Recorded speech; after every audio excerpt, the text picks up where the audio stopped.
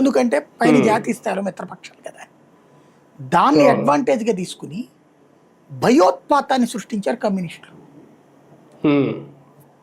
Ground level అరాచకాలు చేశారు.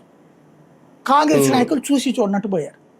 చివరికి కమ్యూనిస్టులు ఎలాంటి భయపెట్టారంటే మాకు ఓటేయకపోతే మీరు పోతారనేటటువంటిది చూశారు కదా. వాళ్ళు ఎవరు మీకు సపోర్ట్ రారు కాంగ్రెస్ వాళ్ళు అనేటువంటి స్టేజ్కి వెళ్ళారు.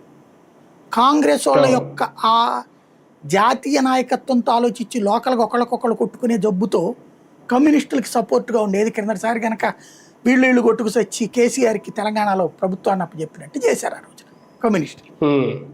ఫైనల్ ఆ ఇంపాక్ట్ 35 ఏళ్ల పాటు కాంగ్రెస్ పార్టీ లేచిపోయింది సాంతం. కాంగ్రెస్లో ఉన్నోడు అయితే కమ్యూనిస్టుకు ఉండాలి, లేకపోతే మూసుకుని సాంతం రాజకీయం వదిలే. ఆ కాంగ్రెస్ పార్టీ ప్రతినిధి మమతా బెనర్జీ ఈవిడనే నడి రోడ్డు మీద కొట్టారు, జుట్టు పట్టుకు కొట్టారు. దాదాపు అత్యాచారం చేసినంత పని చేశారు కాంగ్రెస్ ఎమ్మెల్యేగా ఈవిడ నిలదీస్తుంటే.